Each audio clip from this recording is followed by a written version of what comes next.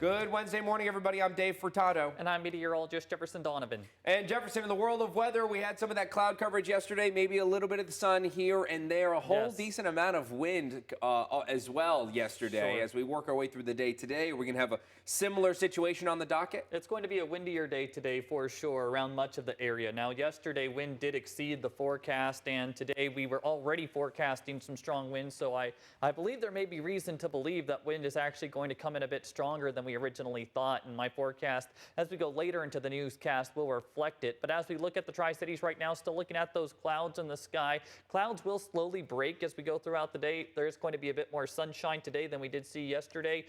And then there is going to be more clouds rolling in as we go into tomorrow. Again, we'll talk more about that later on. Right now it's 52 degrees with a pretty light wind. Wind will increase throughout this Wednesday.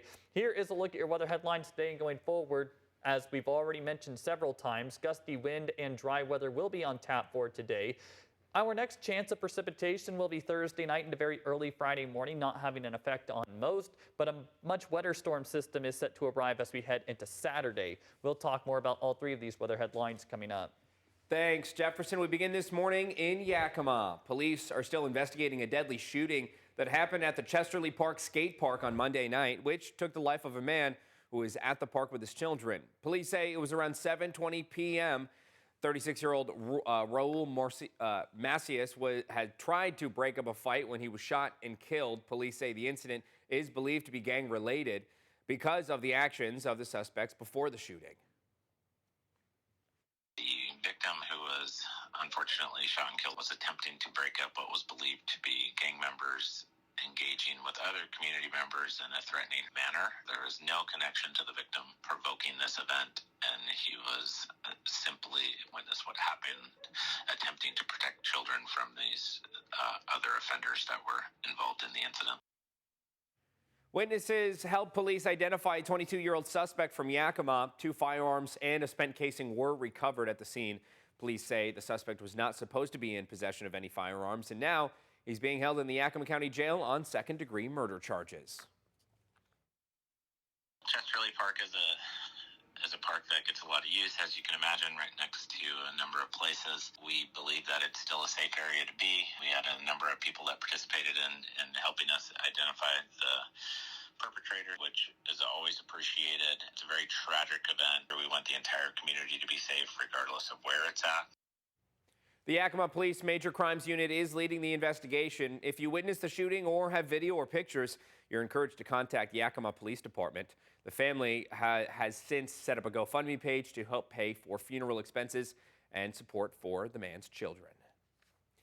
A Kennewick man's bail is set at $1 million after police arrested him for attempted murder charges. The incident happened just after 4 in the morning on May 8th. Officers responded to a report of people fighting in the area of 7th Avenue and Lewis Street. A witness told police the suspect lost a fight, and so he got into the driver's seat of a car and chased after the man and eventually pinned him between his car and a tow truck that was parked nearby. The suspect fled the scene on foot but was arrested a short time later. The man who was pinned was airlifted to Sacred Heart in Spokane in critical condition. A court appearance is scheduled for May 20th.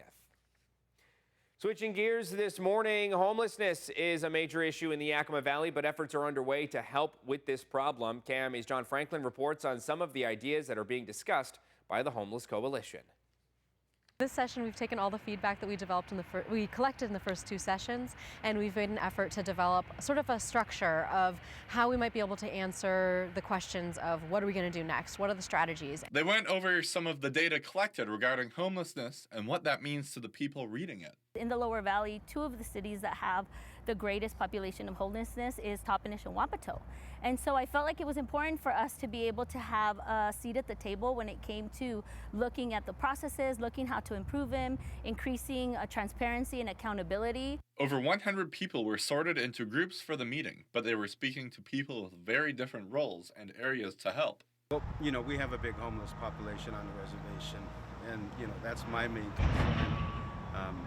We do a lot for our homeless people, but yeah, of course, it's still there, and it's something that needs to be addressed. There is no one solution to help all people experiencing homelessness, but investing in the right resources can help.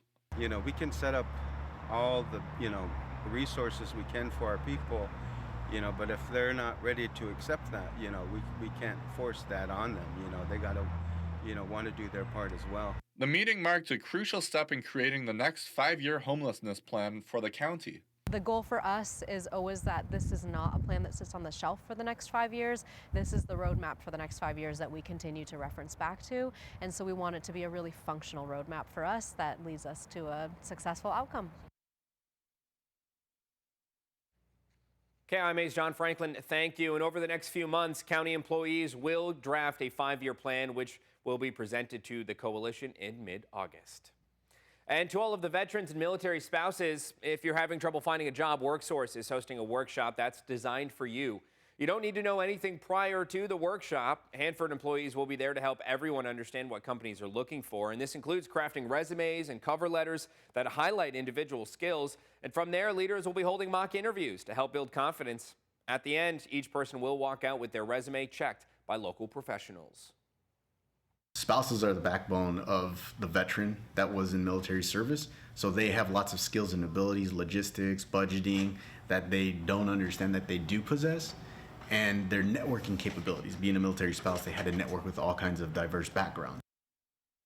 The event is today from 2 to 4 p.m. You need to register before attending, though. We have all of that information up on our website, KEPRTV.com.